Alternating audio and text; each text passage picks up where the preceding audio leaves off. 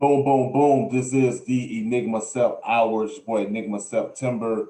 And this is episode 123 of the Enigma Sept Hour podcast brought to you by Freedom Train Radio. Today I got my man Marcus Mason of National Hip Hop Association. He'll be in the building. I'm always say that, whatever. He's gonna be in the building, man. We're gonna interview him about again his organization, National Hip Hop Association, as well as right now his 16 album playoff bracket. I believe he's in the finals or semifinals right now. It's all going down on Instagram, so we'll have him on. Should be pretty dope. While we here, before we get into the recording, make sure to hit that subscribe button down below. Also hit that like button and hit that share button. You know what I'm saying? Let people know that you're listening to the podcast. Feel free to leave comments. However you feel.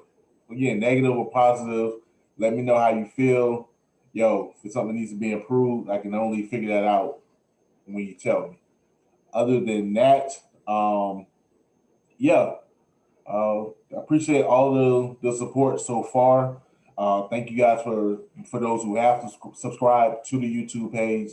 Thanks for those who have liked and made comments, and also shouts out to the Freedom Train Radio team, Shelby, Candace, Joe, Pat, Cliff, and everybody else is down with the crew.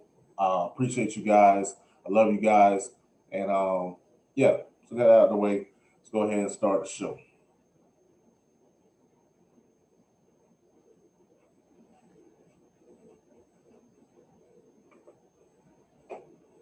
Boom, boom, boom. We're back. This is your boy Enigma September, and this is the Enigma Sept Hour. What you just heard, my man Betta Music with Baptize Freestyle. That's out my man Betta. You know what I'm saying? Still doing his thing.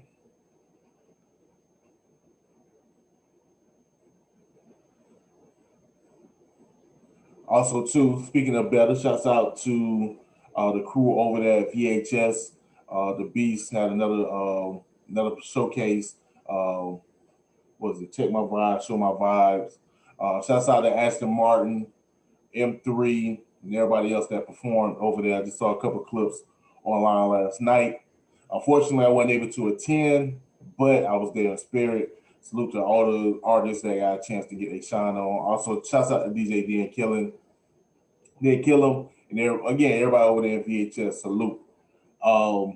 Also, man, shouts out to myself a little bit.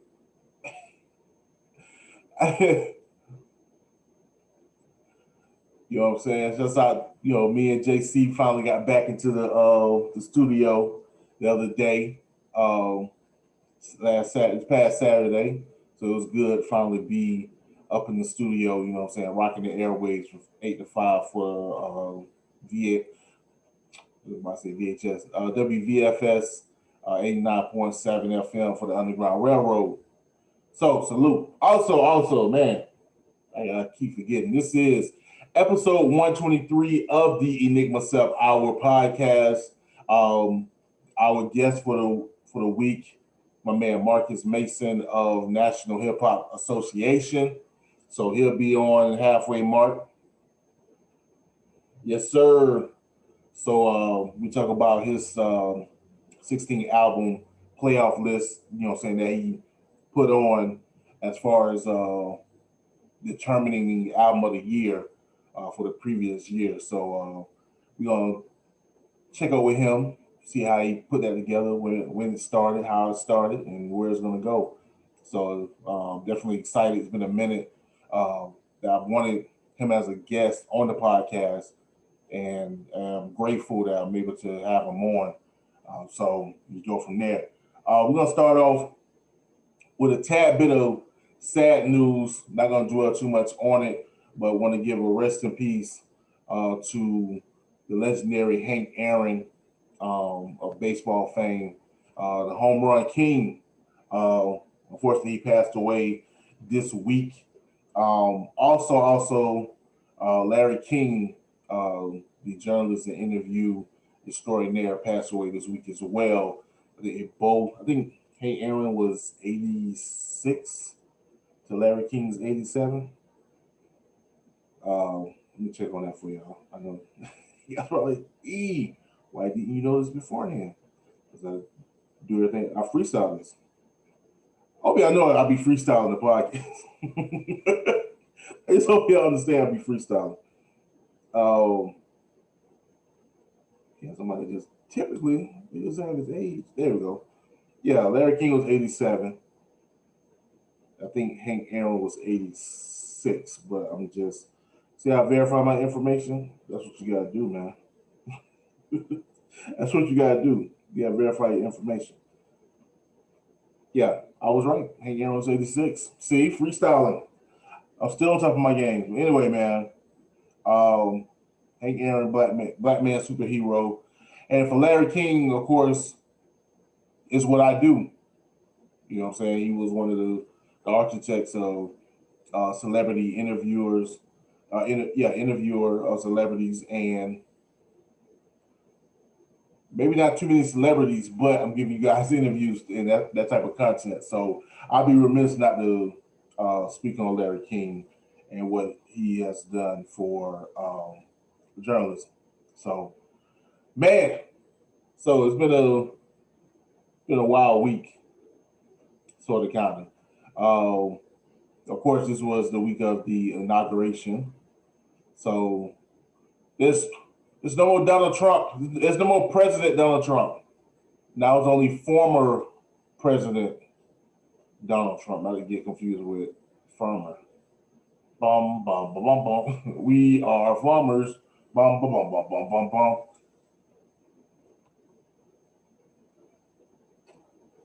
I know. I'm a holding that. I did that. Anyway. Before Trump got out of office, man did some wild stuff with his pardons. And apparently, I want to say I mentioned this already. It was already coming down the pipeline. But of course, he followed through with giving a grant of pardon to Lil Wayne, grant of pardon to Kodak Black, and surprisingly, it was coming down the pipeline that he was gonna pardon Lil Wayne and Kodak Black. But Kwame Kilpatrick,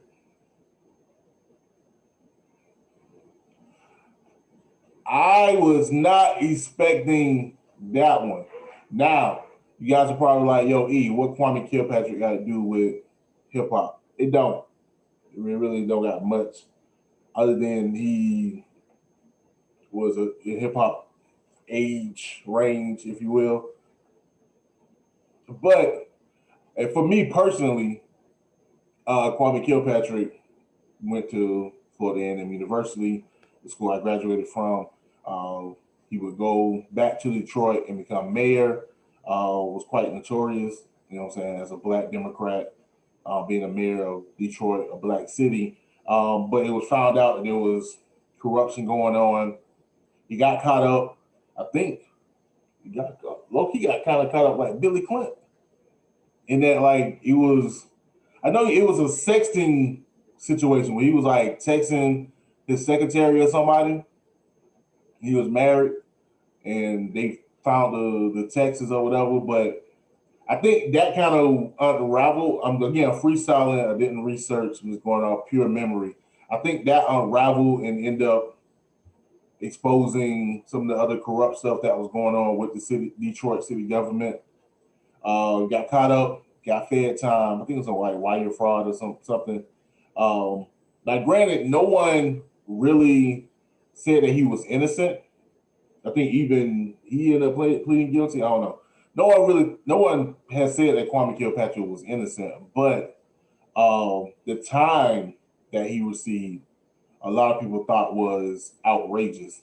You know, I think he had like 37 years, when I think typically most people, even without privilege, would probably get like 10, 15. He got like 37. A lot of people thought that was ridiculous. A lot of people thought that Obama would have done part of him or whatever. That didn't happen.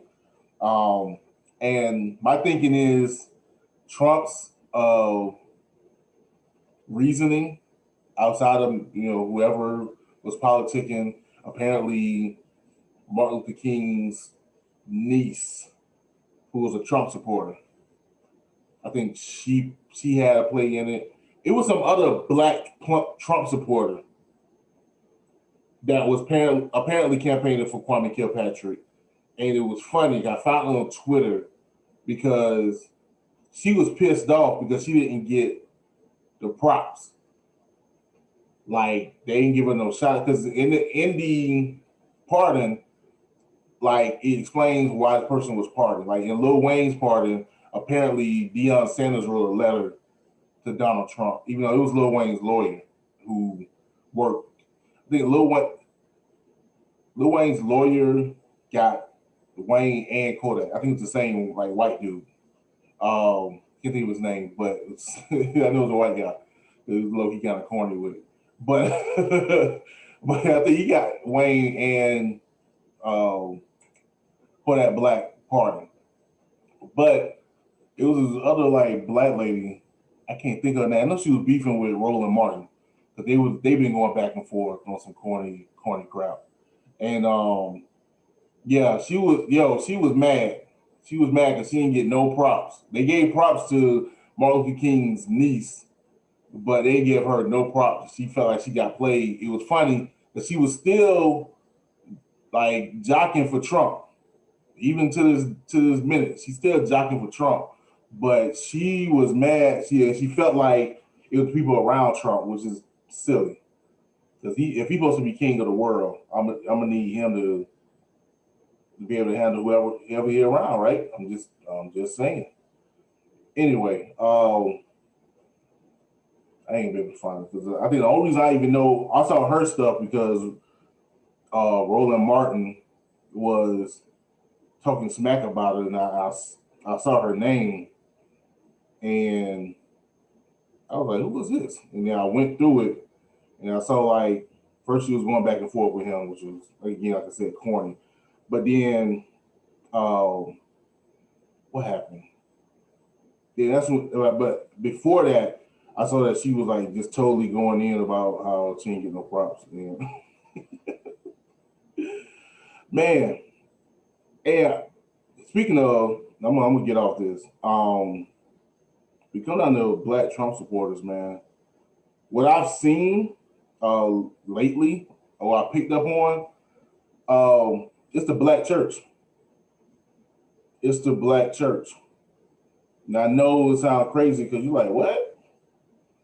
And not just any black church. I don't think it's just I don't think it's like general black churches, like not black Baptist churches or AME, definitely not AME churches. But these, I ain't better find this fool tweet way too much. It ain't right, really, man. This point one part of my docket. No, it's the black church, man. It's some of the black churches. I think that, and when I mean the black church, not Baptist or even Pentecostal AME, these like non-denominational black churches. These black churches that want to essentially are just like want to be these evangelicals with basically with blackface. These Presbyterian, not Presbyterian. That's the something I'm gonna say. Presbyterian. The churches, hey, love God and He'll make you rich. Like those type of churches. Like, and they're following suit with the mega. They basically want to be the mega churches, right? And they're trying to follow suit with those mega churches. They're the ones that's telling they members like, yo, Trump is what God wants as president. Because it was just tripping me out. I was just saying like, yo, what are like some of these black people like?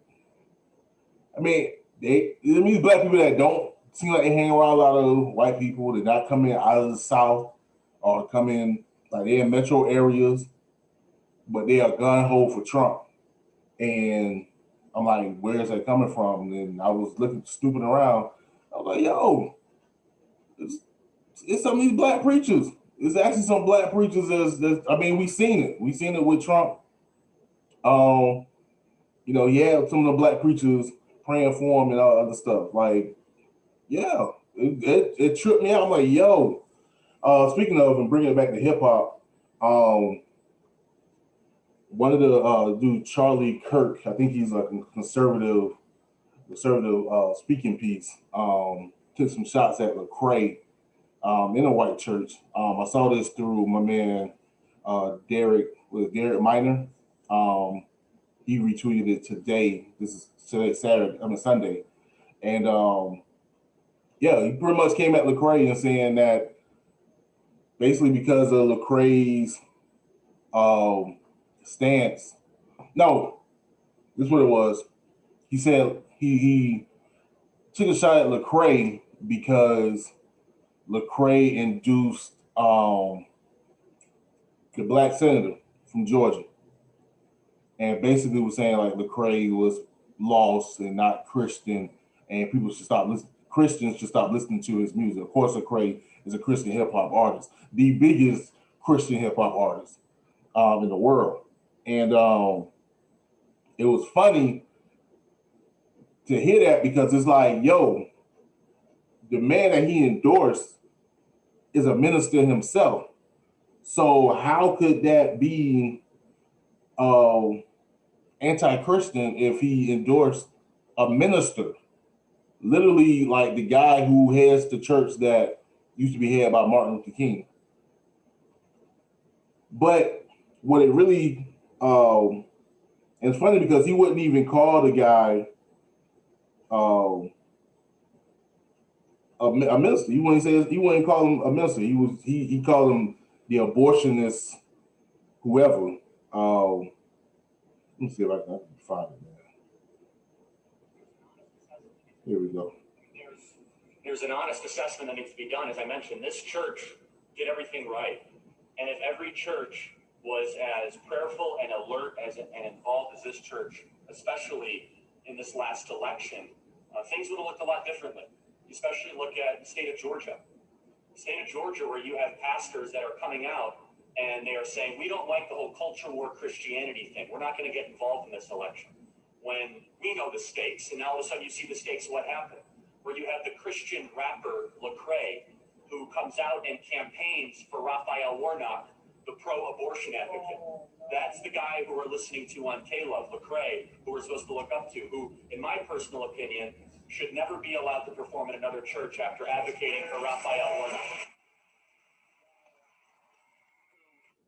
Now, bro, Warnock is literally a minister, bro.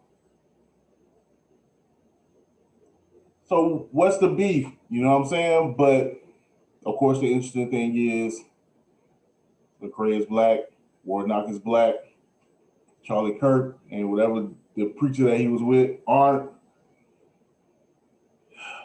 And we already know Malcolm X called it out years ago that Sunday, 12 noon, most segregated time of the year. I mean, other day of the week, of the time in America. Fool me once, shame on me. Anyway, but yo, I just thought that was like mad crazy, bro. But Lecrae has always been like on thin ice as far as Christian ranks anyway because of his pro-black stance, and I think a lot of Christian hip hoppers or Christian rappers have seen the hypocrisy of white evangelical churches and their stance with politicians that seems to uphold white supremacy. And Donald Trump being probably the apex of that. So the story goes on. So, but on the flip side, with that transitioning to they had the inauguration, Donald Trump is out of here. Boom, we done with that. Now we got Joe Biden and Kamala Harris in the White House. And the biggest story out of that, of course, was Bernie Sanders, oddly enough. Like, what? What? How? How does this work? Yeah. So apparently, Bernie Sanders was at the inauguration, and Buddy decided to wear some mittens. Bernie just showed up like he didn't care what was going on. He was there, but he like, yo, I'm just here just to see what's good. I'm gonna be out.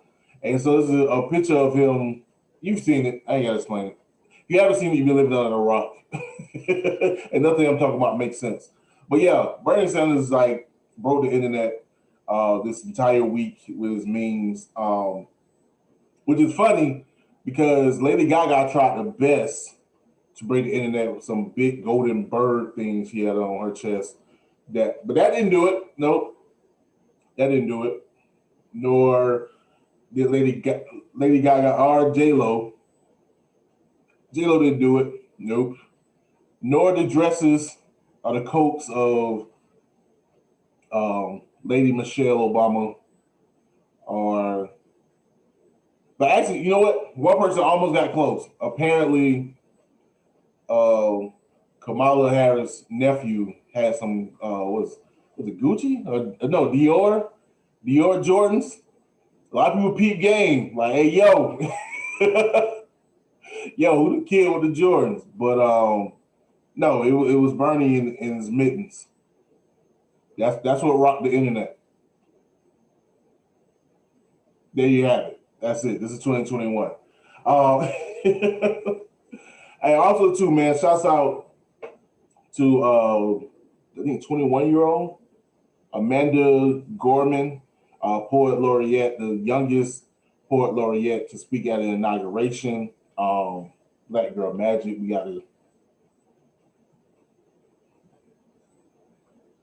gotta give her props for her doing her thing.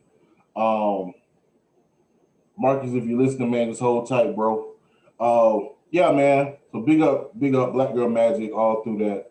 Now I say this, um, as far as all the hate that may get shot at Kamala, I say let's keep it not at surface level, but look, it's a new day, it's a new time. No matter if she considers herself, if she considers herself black, she's black. First of all, that's really just how it go. To be honest, but rather if she considers herself black or South Asian or both Jamaican, whatever, she's a woman of color. She doesn't consider herself white, and she's in that position. Got to give respect for that. First of all, second, let's not get caught up in the petty stuff, okay? Sure, we can be here and be like, oh, she this, that, she married to a white man. Oh, she used to be persecuted, whatever, whatever. That's hustling backwards. All that is done, bro. If you really want change, yo, get at her.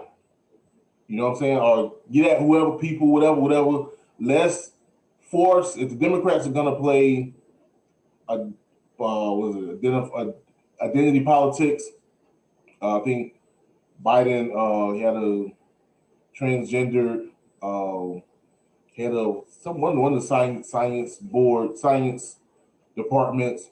Cool. And some other first, like some first black people, woman this, woman that, whatever, whatever. Regardless, if it's gonna be identifying politics, if that's what the Democrats are gonna do, let's push it. Let's call they bluff. You know what I'm saying? If they're gonna do this and just put a face, let's force the issue. You know what I'm saying? But sitting here complaining, trying to point it out, and trying to make yourself look smarter than the average bear, actually it's not gonna work.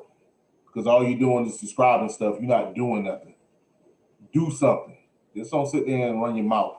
You know what I'm saying? Talk about how things should be. So just want to put that out there. I'm just getting tired of seeing people trying to be smarter than they really are. This ain't a shot at nobody in particular. Just what you see a wave of people that want to call stuff out, but they ain't really doing nothing. Like, do something about it. You know what I'm saying? Just don't call nothing out. Like, it's cool to call stuff out. It's cool to be observant. I'm definitely observant, but just don't sit there and rile people's feelings up because a lot of times people just want to be mad and then they get disengaged. Let people get engaged in what is going on. If there's a problem, let's try to find a solution. Just Just don't talk about the problem for the sake of talking about the problem. Then you just entertainment. You're not a mover. So speaking of entertainment, man, we finally had the Ashanti versus Keyshia Cole's. Apparently supported by the Ritos. They gotta chill, bro, because it just looked mad corny with the Doritos just posted up on stage. I ain't know what was going on. Yeah, so they had the verses. Watched most of it, then finish it up. I didn't keep score, so you can go to the other podcasters to see who won. I did see some of the highlights. First of all, it was kind of super weird that Keyshia Cole came like mad late, later than Ashanti, apparently. So Ashanti was sitting there vibing, waiting for Keyshia to get there. And then Keyshia did get there. I ain't gonna front. Like, Ashanti had the vibe kind of like cool. Like, she was just, hey, y'all, what's good? Looking like, one of your favorite aunties. Yo, Keyshia came in just like, for me, the energy changed and not for the better. You know what I mean? She just came in like, God damn, I gotta do this. Like, what's good? What's going on? This seemed like mad ill prepared, if you will. I don't know if it was her. Maybe her team didn't have everything set up, and she was trying. It seemed like she was trying to get stuff together. But the diva attitude kind of messed up the vibe where Ashanti was kind of already sitting there chilling, like, hey, and then Keyshia like, hey, yo, I can't hear that. What about? It was just like, ew. But as time went on, the vibe seemed to get better. The coolest part was Keyshia having OT Genesis, because apparently there was some beefing with him using her song, whatever joint he had did. So when she dropped the love joint and he came in and tried to do his part, that was cool. And I think really after that point, the vibes got better. Yeah, but other than that, like I said, I ain't finna give y'all, I don't know who won, whatever. They both can't sing. They both sounded horrible live. And I feel bad because I used to roll for Keyshia. I seen Keyshia perform at Homecoming. What was that? I think 05, 04. Whenever she came here for Family Homecoming. And for me, I thought she killed it. I really want to know if she could hold a note for was it Love? Love. Y'all know the joint. Ain't gonna get my junk doc on YouTube. But she held the note to me. I remember even afterward, people saying like, ugh, she can't sing. I'm like, yo, she killed it. What y'all talking about? Plus the aesthetics in the Civic Center has always been trash. I felt like she killed it. So I always like kind of roll for Keyshia Cole. But ain't gonna front. Both her and Ashanti, yeah, they studio artists. I'm sorry. I said it. Been saying it. They studio artists. They can hold a note, but when they come out doing it live, you know what I'm saying? They need the engineers to be on point. I'm just saying. Yo, also, man, just keeping it on some goofy stuff. DJ Khaled and Fat Joe, they got an OnlyFans account together, and yeah, you can go on OnlyFans and sign up to their OnlyFans account. DJ Khaled and Fat Joe. Go ahead, ladies. Y'all go and check that out. Apparently, there's not much to check out in that aspect. Apparently, they had a basketball game. They was playing one-on-one. You can watch that. And they basically giving like positive, how Cali do, you know what I'm saying? We the best. You can do it. You smart. Like apparently just a whole bunch of content. And really, that's what OnlyFans is for anyway. You nasty bastards. It's really it's for content, for your fans only. OnlyFans. It's not a way to get your rocks off. Y'all nasty. Really, really nasty. For even thinking that because they had an OnlyFans account, they had to be something nasty. It don't. That's what Pornhub. I don't forget Pornhub Hub PH. The hub. Anyway, what we got? Man, just saw something. I hope I.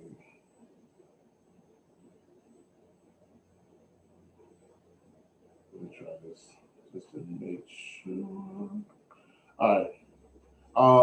Before we get up out of here, some other news that I think hasn't really been spoken on. Apparently, Soulja Boy has been accused of rape. Now, of course, it's not funny at all. Apparently, he had a person. Well, he's being sued. There's no criminal charges, but apparently, he had a personal, or allegedly, he had a personal assistant who said she was working for him for like $500 a week, which is almost kind of crazy. But she had to be like attendant to him like 20 hours, 20 hours a day, 7 days a week. So I guess she was given 4 hours to sleep. Wow. But she accused him of being physically and mentally abusive, literally sexually assaulting her.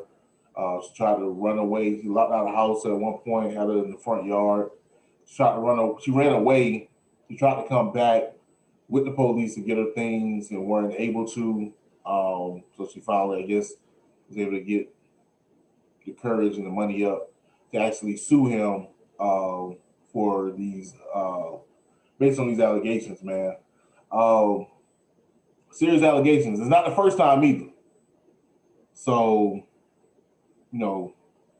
hopefully everything works out. If these allegations are true, then screw him. Get him out of here. You know what I'm saying? Dig him in the same hole that we should have dug R. Kelly in years ago. So, but yeah, just gotta put that out there.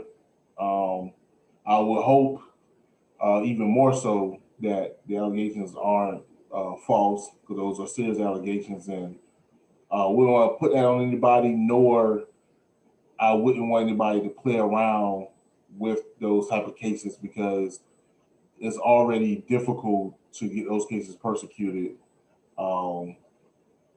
in today's society. So I would pray that this is not someone playing around. But if they are serious, and unfortunately, like I said, it's a civil case, not a criminal, so it won't. I don't know if he'll be able to get locked up, or should just be able to be compensated. But yeah, it's looking real nasty, looking real nasty, man. And but that put that out there. Anyway, we'll go ahead and get to the next joint. And then with my man Marcus up in here. So this is my man Derm Dizzle with 6 Senses. I'm gonna be right back. This is the Enigma Sept Hour. You got time, baby. Like boom, boom, boom, and we back. This is your boy Enigma September, and this is the Enigma Sept Hour podcast. What you just heard, my man Derm with 6 senses, say. Don't know what he's doing. Anyway, I got my man Marcus in the building. What's good, bro? Yes, sir. What's going on, man? Appreciate you having me on. No doubt, no doubt. Actually, I think I want to say Pat or Joe, one of them boys. I think they actually had me had like tapped my shoulder and was like, "Yo, you get your mans on." I think it was like last year. Okay. It was like, "You get your mans on" or whatever. Yeah. Oh yeah. No, I appreciate it. It's my first time, doing this. So just the opportunity to be on here to speak on it. I appreciate it though. Nah, no doubt, bro. And I think when it probably was Joe. If it was Pat, he'll be all right. And but I think what it was like way after you had already like posted your joints or whatever. So I was like, all right, I'll wait until he back into the fray. So it's still kind of I like got fresh. you. So, Right.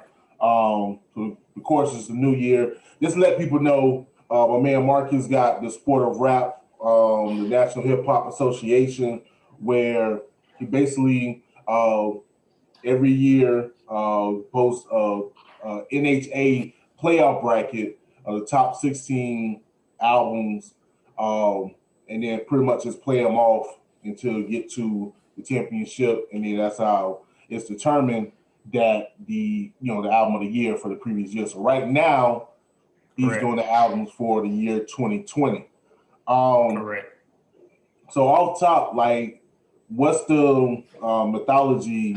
Well, no, off top. How did you come up with and create the National Hip Hop Association and the Sport of Rap? Yeah. So it's one of those things, man. Like back in the day when I was in school, me and my roommate, like everybody else at that time, we always argued something. And our particular conversation was always surrounded around sports and hip hop. And we used to go at it every day about a conversation. Nas versus Jay, Bron versus Kobe, all of these arguments. And it got to a point where we realized we was just arguing just for the sake of who was your favorite versus who was my favorite. Right. And I remember my roommate said something one day. He said, we was talking about lyricists versus like punchline rappers and things of that nature. Mm-hmm. He said it's a difference between an NBA and it's a difference between an NBA and street ball.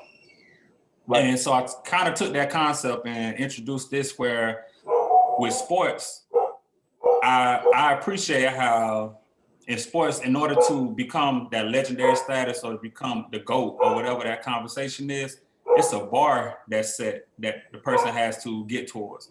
Right. Bron looked at Kobe. Kobe looked at Jordan. Jordan looked at Dr. J, so forth and so on. Right. And hip hop, I wanted that same type of concept. So, like most of us, we grew up with hip hop. Right. And it got to a stage of my life where I wasn't liking what I was hearing on the mainstream radio and on the blog sites and things of that nature. And I was at a crossroads. I was either going to stop listening to rap or I was going to just only listen to my particular era that I grew up with. Right. I didn't want to do either. So I said, all right, let me start just searching and navigating and see what all is out there. And once I started doing that, I started picking up on a bunch of music that I wasn't hearing on a mainstream level. Yeah. A bunch of great artists, a bunch of great music. And I said, man, it'd be dope if I kind of start introducing that to people who also think like me, that also think, man, ain't nothing good out there no more. Everything trash, everything it is.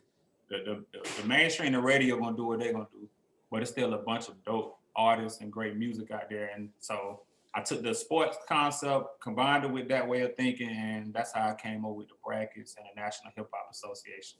I wanted the best and the most skilled and talented to win the awards like they do in sports. Okay. And when did you start? Like, what year was that? So the national, this probably was like in 2015, 2016. Okay. Yeah. Around 2010 is when I started having that idea, like, man, what's going on with the music? I'm not hearing what I want, this and that, Right. And then probably about 2015 is when I said, okay, I want to try to create this idea and see how far I can go with it. Okay, so I ain't miss out on much. I was trying to see, like, dang, I wonder if it was, what I'm saying, at some point where I didn't know you were doing it. But yeah, this has been like 2016. I think I've been following along since the beginning. So I don't feel bad. Yeah, that was it. You know what I mean? Nah, we good. we all rising it and figuring it out together as we go along. But that's definitely the concept and idea. And yeah, the goal is just to try to expand, larger and larger until the national hip hop becomes incorporated with the culture kind of how Double XL was and the Source was. That's my vision and my goal for it. No, and I respect that. Yeah, that's even me getting into hip hop journalism and the aspect of it. Like you said, the the Source and the Double XL back in the day. I actually was kind of like wanting to be the anti that. You know what I'm saying? Because I realized like there was a lot of fluff, and I know it for definitely me, like, got to a point with it. Yeah, and I wanted like the nitty gritty stuff. Like I wanted the really behind the scenes stuff. You know what I'm saying? I didn't want the hey, this person came up from Harlem. Like, no, I wanted who is this A&R, bro? Like, who the A&R? What other projects the A&R did? You know what I'm saying? How they connected? Like, I wanted that the story behind it. Right. Not the he came up hard in the ghetto. We all did. I don't hear that. we heard that one before. Battle in the streets. Like, all of them did. Right. Facts. So, but yeah. Now, well, I gotta say this. I gotta get it off my chest, man. I was slightly disappointed. Okay, with what? I thought it was one album. I can't really be upset because there's only one. I only know one other person that even put this album as like the album of the year or whatever the album of the year joints. And that was Parks from the Joe Budden podcast. But my album of the year. And usually, I think every other year you would like have like that one album. I'd be like, he got it. Actually, the one album you did have or do have on the list was the Allegory. That was my number 2. Oh yeah, Royce. Yeah. So because you had that, I was like, all right. But my album of the year wasn't like even on there. I'm like, man, am I tripping or is everybody else tripping? But it was the Spillage Village. Spillage was religion. Spillage Village. I think it was it was the that group with with Cole them. We both say we got old, bro. That's what happened. Because I can't think of the I know exactly who you're talking about. J.I.D. Irv I think Black and some other people, but all together they came together, Spillage Village. To me, that was the hip hop album of the year. Like, just the way the album was put together, the concept. It was like there was a concept, and they followed through it through the whole time. The flows, like, it just felt like. And I will. No, I'm sorry. Go ahead. I think the problem is too. I was in Atlanta while I was listening to it. No, that helped. So maybe I was. Let me tell you, I was in my little brother. He's 18, and sometimes stuff goes over my head, and I get some information from him, like who you checking out, who you looking at, and he did mention Spillage Village in that particular. He did tell me about it, and I listened to it one time, and I got to admit I didn't give it enough time to listen to even catch something as far as it having a theme behind it and things of that nature. I'm a huge fan of Earth Gang. I'm a huge fan of J.I.D., Jid. And even with them, I think I was disappointed too, because I was, Jid put it on his IG, I believe, or one of his social media accounts, and he put that album up there.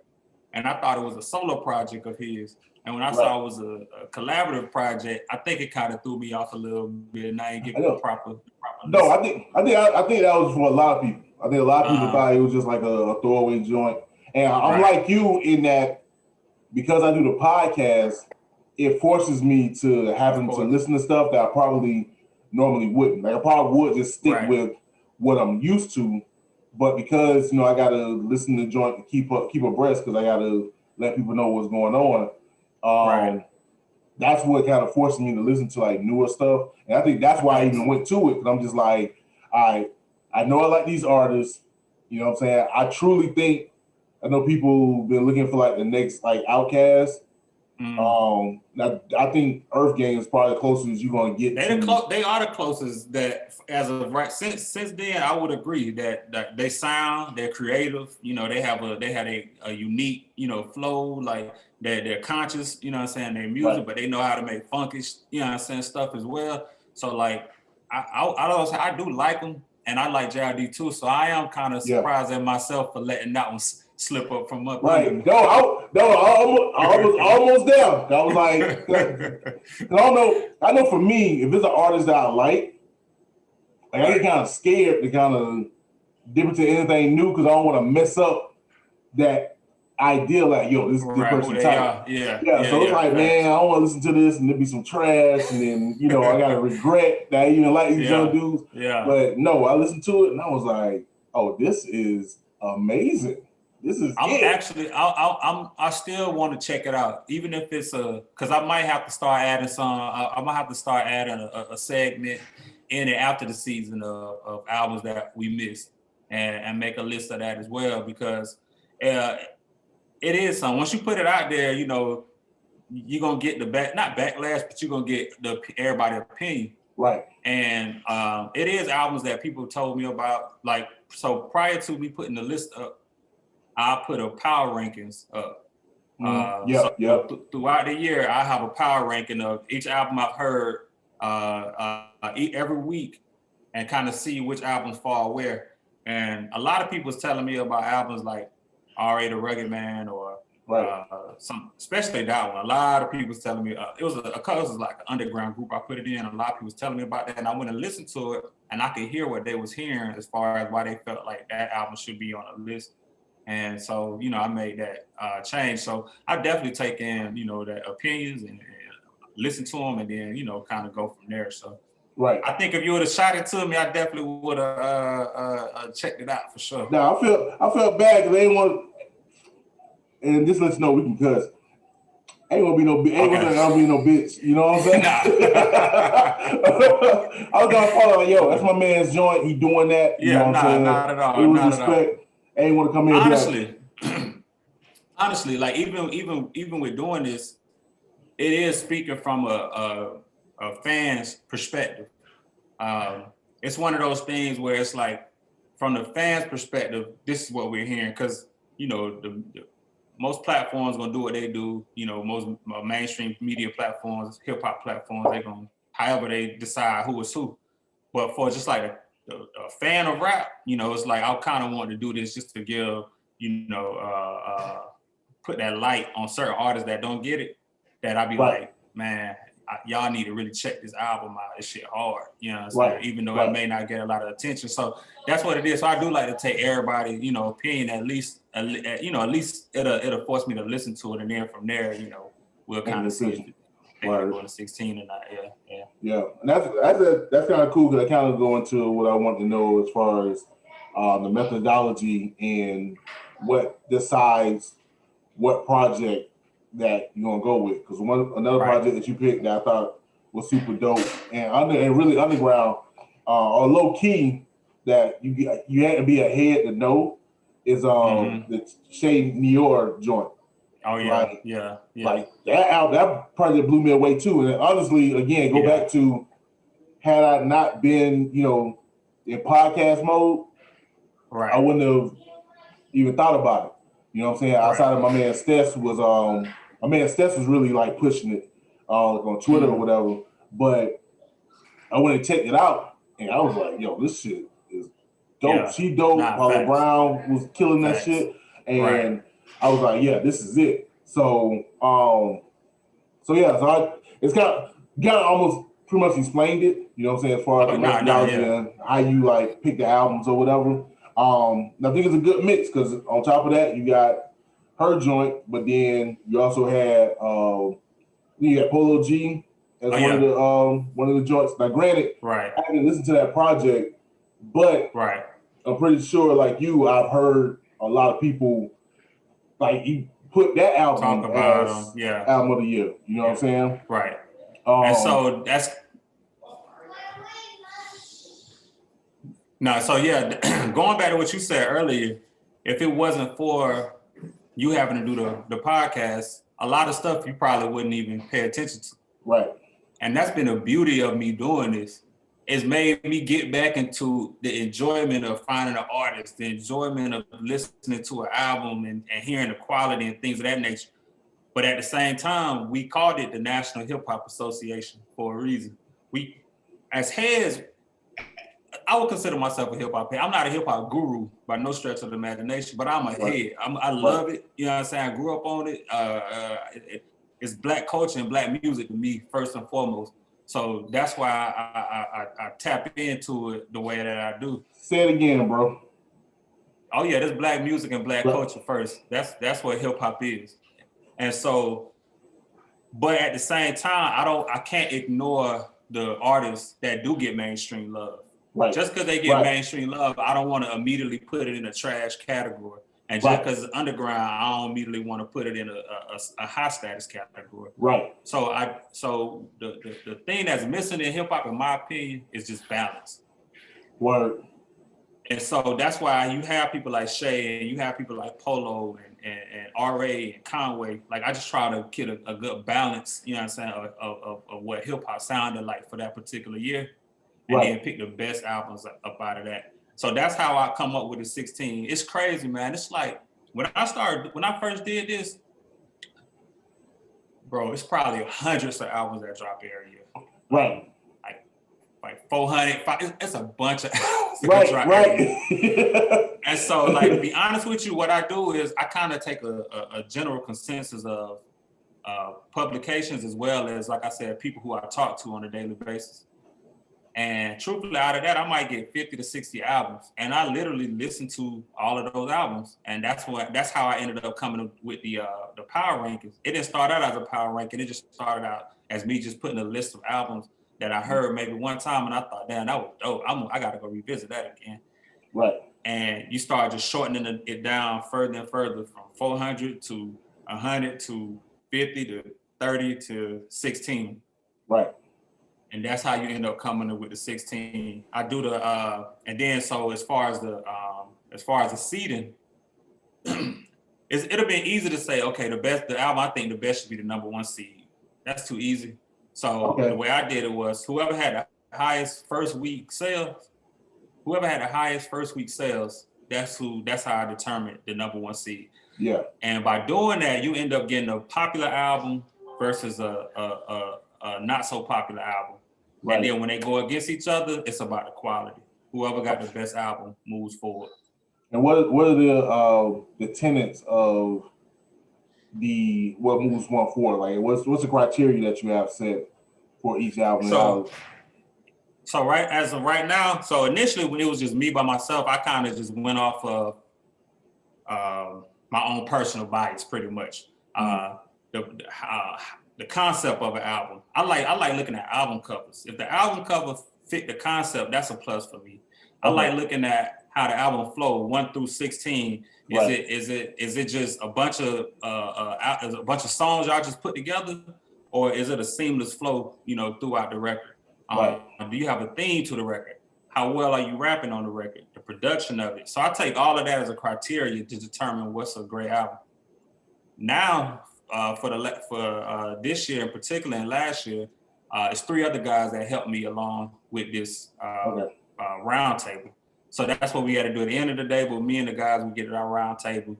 We have a vote, and then we leave a vote up for the fans that we put on social media. So that'll be 5 votes in total. Whoever get the highest vote is how we determine who moves forward. I'm gonna let you know, according to that criteria, again, that's Spillers Village album. Hey, I'm not even I can't even deny it because I ain't get a chance to listen to it. But I am gonna check it out, though, honestly, after we finish. No, it's funny because like the way you like the criteria, I'm pretty much in the same boat. But it's funny because I distinctly remember listening to that project and that same breakdown, probably outside of the album cover. Now that's a part I can't say I really have took an album cover and said, hey, but I get it. But as far I want to let you finish real quick. The album covers is funny. That Courtney Bell album, that's an artist and a project that I hadn't heard of before. I hadn't heard nobody talk about this guy or anything. Same here. Yeah. I was scrolling through Apple Music and I looked at the album cover and I was like, you know what I'm saying? Like it looked like he trying to convey some type of message with this album cover. Let me click on it and see, you know what I'm saying, what he talking about. And man, I fell in love with that album just off of that. And I've done that on a few projects where I kind of just scroll and I see it and it catch my attention.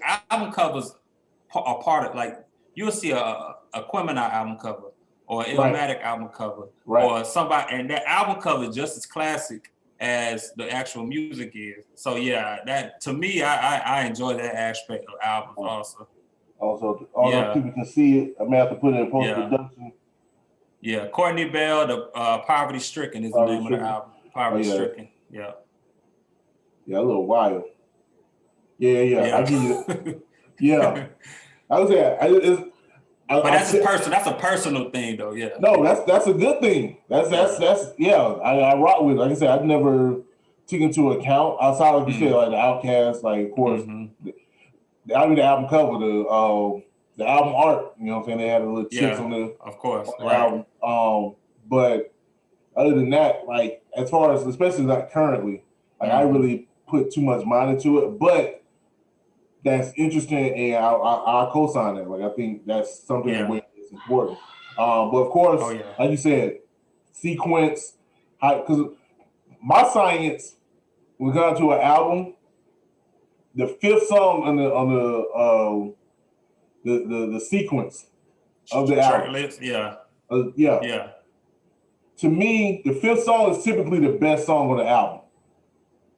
So oddly enough, like when me and my cousin, you know what I'm saying, we was making our mixtapes or whatever, that's what I would always try to do. Whatever I thought was our best song, I'll try to put it on number 5. Because you don't want to put it number 1, because then, like, of course, you know, people after a while. You don't want to start too high. Yeah. Right. And then you don't put it at the bottom because people may not even make it there. But it was just what I observed just back, you know, when I was younger, you know, teenager, early 20s. That fifth song will seem to always be the best. It may not even be the most popular song, but it seemed to always be the best. And so that's what I typically look for. Like by the time I get your fifth song, if it's still kind of whack after that, I'm like, this ain't gonna make it. Yeah, this ain't it. This ain't it, Chief. That's an interesting concept too. Yeah, but I love the way you have it broken down, and the science behind it. I'm trying to think. Are we? I guess I have to admit, I haven't been all on the playoffs as far as right now. Are we in the finals right now or the semifinals? Nah, right now, well, Monday we're putting out the final 4. And then we'll do that week, and then the following week we'll do the final 2. Typically I try to, so when you said initially that you tried to do an anti-source, anti-XXL, I literally was doing anti-Grammys. So like while everybody will put their list out at the end of the year around December, I realized that the Grammy Awards would normally do their award in February. So I'll try to do my playoff bracket leading up to the weekend prior to the Grammys putting theirs out, and then I'll put mine out before them just to show the contrast between how we're determining our album of the year and how they determine their album of the year. But they end up pushing theirs back until like March, but I'm not waiting that long. So so we're just gonna still roll out this month. Yeah, screw that. Hopefully Royce will get it anyway. I think I'm trying to think. I don't be mad at Nas. This list, I think not like they done screwed Nas so many years. And he put together a complete body of work. It's not his best, of course, Nas album, or not even his top, whatever Nas album, but it's a quality enough album where I feel like they owe this man. They owe him. Yeah. That's gonna be interesting. I wouldn't be mad at all. I wouldn't be mad if Roy Not me either. I wouldn't be mad if Freddie get it. Got Nas. Oh yeah, Freddie. Yeah. Even was it D-Rock? What's his boy name? Yeah, Buddy, that West was in Coast. the. Everybody kind of like, how the hell he even? Yeah, nah, it's crazy. I can't think of his name either, but his D-Smoke? album, D Smoke. Yeah, D I think Smoke album was really good though. so Actually, the joke was people think that the Grammy style it was Pop Smoke, but they got Pop and D mixed up.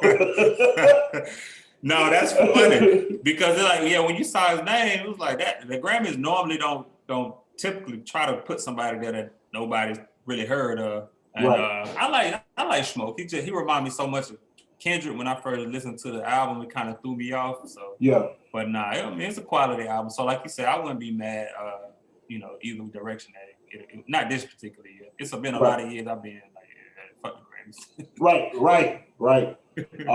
Hell, even when my favorite artist was nominated or won, I'm just like, nah. I love him, but nah, he didn't. Yeah. He shouldn't have got that. Yeah, Like for a good 10 years span, that's what it was. It was either Kanye, Eminem, right. or maybe J.See. Right. And that was it. Nah, they. I mean, I don't know if they have a different criteria, a different group of guys voting now, but I mean, they tried to do something this year, but yeah, typically I still would, like I said in the past, I would try to put mine out prior to the Grammys putting theirs out and just kind of see the difference between how they select and how we select. And so that's why I normally do it after the new year, because that's normally when the Grammys put theirs out. So yeah, we almost at the end, man, and every year, man, I fall in love with these albums, man, because I listen to them so much to try to make sure I'm picking what I feel like is the best quality album. Right. Yeah, it is a pulling on you when you have to make certain. The hardest one for me was Royce and Freddie, and they met in the first round. Yeah, and, I saw that. I was like, oh, he going hard because early.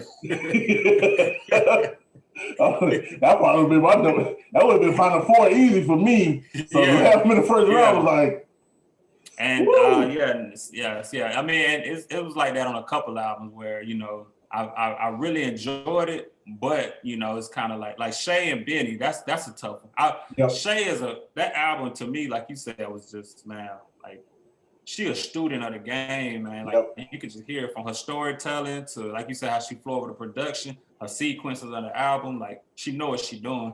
Right. And Benny, he's just cold, man. So it is difficult sometimes just trying to figure out which album you're gonna allow to move forward. Yeah, because Benny is my favorite out of Griselda anyway. Griselda. So yeah, he was my favorite till I heard this Conway album this year. I'm starting to change my pick. Actually, it's solidified for me that West Side is the least. No beef, like I didn't report. Supposed to be some tension over there in that camp. I didn't put it. I saw that. The podcast, but hopefully that's not true, or if it is, that they squash it. Yeah. And honestly, they saw it as a team. I respect that. But if I'm gonna rank them, it's still Beanie right now. But yeah, that Conway etching up. You know what I'm saying? He cold. Yeah. I respect what they're doing, man. They're creating one of those audiences that's gonna follow them throughout their whole career. Word. And they just putting enough music out to force the people to have to pay attention to them, and they delivering at the same time. So yeah, I gotta respect them how they move right about now. All right, so I'm gonna say this, and then we get into the next songs we're gonna play, and then come back. Because I wanted to mention it because you were saying that you was kind of going head to head with the Grammys. There was actually a video. I don't know who it is, so you may have to do some search. But it's a video where the guy, like, he takes like the Metacritic score. Oh yeah, right. Of certain albums. Right. He compared to the nominees, but he do it with the album of the year, not necessarily the rap album. But he do the album of the year, and he compares like who got the highest critic rating, who was nominated, and this, that, and the third. So that concept is something that's out there. So you want something by using that concept to say, hey, look, this is what the Grammys. This may be what the Grammys not doing, even though apparently this year they figured it out Yeah, they figured something out. Yeah, they did better this year for sure. I think if I was this Marcus guy, this National Hip Hop Association, we're gonna show them this year. And that's what we say is we representative of a lot of groups that's just like, hey man, come on y'all. Like if y'all gonna do it, man, like do it right. Get close. Yeah, right. Get close. Yeah, fact. Again, I love Eminem. Stop choosing. I'm glad goddamn heard it to be muted by wasn't nominated. Even though I do think it's one of the Eminem Betta albums, but I'm glad it didn't get nominated. Because like they could do better. God dang. Yeah. Anyway. It was a gear to him. Yeah, this some Anyway, get to these next tracks. Got my man J.See and myself with The Word, and then my man Chestah Wesley with God Made You. And then we'll be right back. This is the Enigma Sept Hour podcast. You got time, baby. Boom, boom, boom, and we back. This is your boy Enigma September, and this is the Enigma Sept Hour. What you just heard was, again, myself and J.See, this egghead ass with The Word, and my man Chestah Wesley with God Made You. Here with my man Marcus of National Hip Hop Association fame, and he's gonna be famous one day. We already told y'all he put a pressure on the Grammys, so yeah, we up there. We headed there. We out here. So yeah, man, what plans do you have moving forward? You know what I'm saying? I know you said wrap up the playoffs in the next 2 weeks. What can people expect for 2021? Yeah, so after that, we're definitely just trying to build our audience right now. Slow grind, but it's moving forward. So I appreciate everybody that's supporting at the moment. We're just looking to continue growing. Next after the playoff actually is, so we're putting together our own top 50. But our top 50 is going to be using criteria, and I put together this mathematical algorithm number segment that we plug in stats and attributes, and it's going to give us a final number, and that's how we're going to rank our top 50. So I'm going to start introducing the attributes. I'm going to start introducing the numbering system, and the stats come from these playoffs. So rappers that we've given Album of the Year to, or MVP to, or Rookie of the Year to, we start to collect all of that data. So even though I started from 59, I'm collecting data from 1979 to 2019. Okay. And I've made Album of the Year, MVP, Rookie of the Year, and for all of those time periods and all of those years, and we bring those together, create a database, and those stats, along with the attribute system, is how we're going to start creating our top 50. So after this, we're going to transition into starting that process. And I think that's going to be interesting. I know that's going to bring a lot of conversation and questions and attention towards it. So I'm definitely excited about that. I should have taken calculus in high school. No way I would have been able to come up with algorithms. I surprised myself about how I put these numbers together. I was using weighted averages, and I started getting deep into it. I'm like, we got something right now. It's a little secret sauce I want to put on it. You know what I'm saying? I'm like, yo. Hey, I went deep in it. Y'all, when I showed how I came up with some of these numbers, we went deep into it, man. So the reason I do it, like I said, it's coming from a fan perspective. So like a subgenre of hip hop is arguing top 50, top 5 in sports and in hip hop. Right. But instead of just arguing who your favorite is, instead of me saying, okay, I like Jay, okay, I like Nas, it's saying, why do you feel like Jay and why do you feel like Nas? Is it their lyricism? Is it their albums? Is it their body of work? Is there longevity? What is it that you're saying that's making you say this person is better than this person? That's what we did. And we put a 7 attribute list together. And I'm gonna start introducing that as soon as this is over with. And those attributes, along with the stats that we came up with, MVP, Rookie of the Year, Album of the Year, classics, all of those things. All of those go into a numbering system. And that number that it spits out is how we're going to determine who that top 50 is. So we will argue about it, but now we're arguing attributes and statistics versus arguing who your favorite is. Yeah. What made me think. I'm interested in how you look at it because I'm rocking with a lot of stuff that you are talking about as far as how to rate an album or rate an artist. What's your criteria as far as a hip hop classic? What do you look for when you're gonna determine a classic?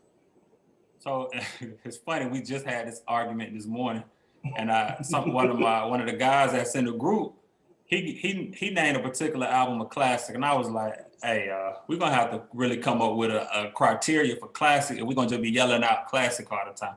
Right. I think it needs to have 2 or 3 things, but it doesn't have to have all 3, but it needs 2 out of the 3. It either needs to have an impact, it needs to be a general consensus, or it needs to be flawless from top to bottom. It needs 2 of those 3. If you just have one of them, then that's not a classic.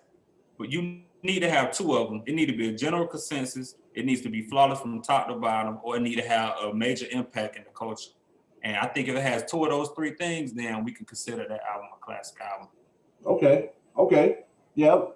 I think that's close to my thinking. I think I got 2. We got 2 criteria. I think it kind of go with major impact. It needs to, for me, it needs to literally create a class of its own. Right.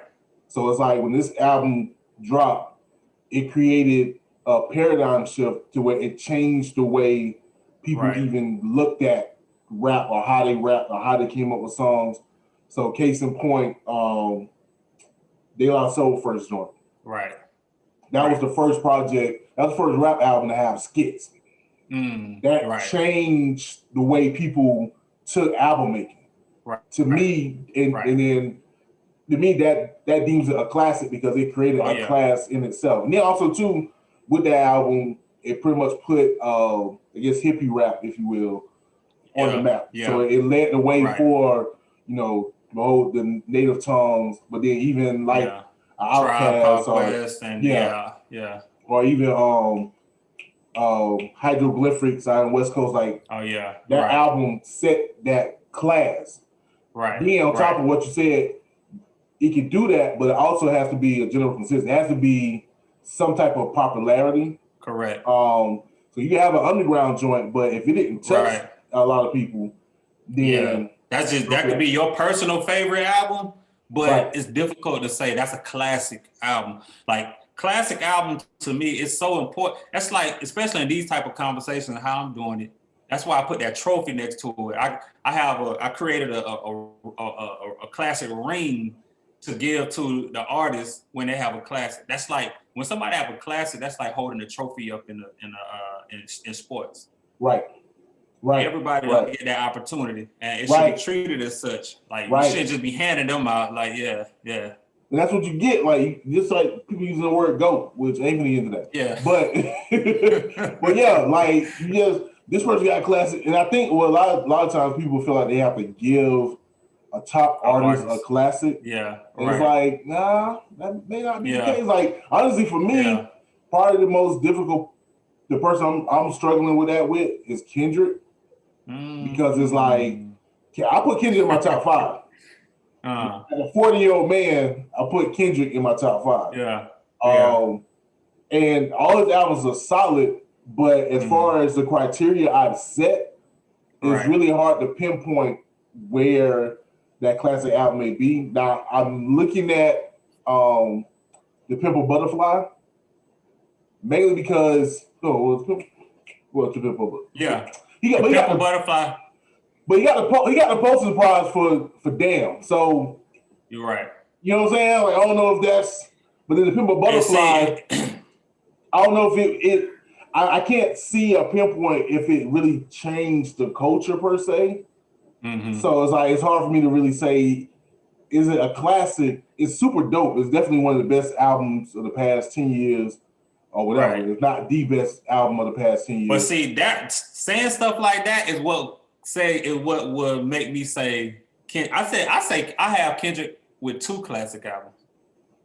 Good Kid, Mad City, and To Pimp a Butterfly. Those are two that I give him. The one I struggle with is J. Cole. Yep, that sort of. But I can live saying that J. Cole doesn't have a classic, even though my favorite, and I think his best album is 2014 Forest Drive. That's the one that everyone gives him a classic on is 2014. Right, but I think when I hear people say that's a classic, that's where it comes that argument of he's a great artist. Are we giving it? We have to give him a classic, and it's like no, like Drake. Yeah, Drake doesn't have a classic to me. Yeah, everybody gives him. Yeah, everybody gives him that. What's the classic? What's the album? Take Care. Take Care. Everyone gives him that, and I said the same thing. I was like, I feel like we giving Drake Take Care. I don't feel like that's a classic album. No. I don't. I didn't see. And if that change did come, it didn't come from him. It came from The Weeknd. Yeah, Impact. Yeah. Sorry. Yeah. For The Weeknd, what is it? That balloon joint. Crew Love. Yeah, but not just that. I'm talking about like the mixtapes that The Weeknd put out. The Sound of Balloons or whatever. That was it. Like if I'm gonna give anybody a classic, I'm gonna give Weeknd a classic for that mixtape or that trilogy. That trilogy is what changed. Yeah. That's why you got these R&B singers singing the way it wasn't Drake. Drake just took that sound and popularized it, but it was The Weeknd. But on the flip side, I can say that, and somebody can come back around because there's only really one album I would give a classic in the past. I guess now going on 15 years now. There's only one album that I say is a true classic. And a lot of people look at me like I'm crazy, but it's 808 and Heartbreaks. Like that album changed. That changed the sound of the trajectory of how rappers started approaching music. Right, like literally the way we hear music now. Look at Lil Baby. Look at what I'm saying. Uzi, all of Future. Yeah. But somebody can argue. I know someone can argue. Now I've seen this in little threads that if I'm gonna give that to Kanye, I really have to give it to what's his man's as well? Cudi. Yeah. I've seen that too. Yeah, you know what I mean? That's true. I've heard that too. Yeah. But to me, no, I'm about to say but see, these type of conversations is where I'm headed with the top 50. People like Lil Wayne, like his impact on the sound, not necessarily an album per se, but his style of rap. A lot of people, pivoted off of that. Kanye West, like these type of artists, like that is a particular criteria in my list is cultural impact. Right. What type of impact as an artist did you have on the culture of sound and everything of hip hop? So that's interesting that you say that because that also is what deems a classic as well, is that impact. So that's a very important one though. I got something else for you though. Speaking of Wayne, I got a word. It's my word. I need to go and trademark this motherfucker. Anti-classic, right? I feel like as much as 808 and Heartbreak is a classic, the Carter 3, I feel like is an anti-classic. Why you say anti-classic? Because I feel like it was impact, but I feel like the quality flipped. It made shit worse. Can I say? I want to say this real quick. As much as impact Wayne has had on hip hop, the artists that he's impacted are the ones that ought to be like, is why I created this list in the first place. Right. That's because I agree with you on that one. I say this to those that's listening to the podcast, those who's watching YouTube. That hater side of Enigma Sept going to come out. So if you get mad, it's probably what you're looking for. But yeah, I'm not a big fan. I haven't been a big fan of Young Thug. I haven't been a big fan of Future. I get it. Right. But it's not my cup of tea. Yeah. Oddly enough, I like Roddy Ricch, but I think Roddy Ricch sounds like Young Thug, so it's kind of weird. He sounds just like Young Thug. I said the same thing. Yeah. Yeah. So maybe I just been hating. I don't know. Yeah. Nah. But I do feel like that part too. Yeah. That sound. Especially with Young Thug. I feel like Young Thug, all he was doing was trying to sound like auto-tune Wayne. But I felt like that was the worst part of Wayne. Because I like mixtape Wayne. I even like Hot Boy Wayne. Auto-Tune Wayne was the worst. Yeah, was trash. Yeah. And so somebody imitated it, and they're like, "Oh my God, this is art." No, you imitated already. Second, you imitating the worst part of them. And then on top, so that's why I said anti-class, because the worst song to me, and people love it, I even can't find myself singing it, is Mrs. Officer. Oh yeah. That song. That was dumb trash, dog. Like, it's a trash ass song. And then he had to never put Mac Main on that shit. Mac Main already fucking trash. So, but I feel like Young Thug's whole trajectory is from that song. Like Young Thug heard Mrs. Officer say, "I can do that," and then he did it for the past 12 years. So. That's why and that's so Wayne has impact, but so that's funny that you say that because he does have impact, but you know, it's just like for me personally, the artist that he's impacted was like, nah. Yeah, it's crazy. But anyway, we gotta wrap this up. All right, yeah, because when we start talking about rap and hip hop, that shit go on for hours. We literally can be here for another 45 minutes. I am sure. Matter of fact, when I introduced the whole anti-class, I'm like, E, do this and shut your ass up. That's a whole nother, All right, so you can give people your signs, man. Let them know how they can find you online, bro.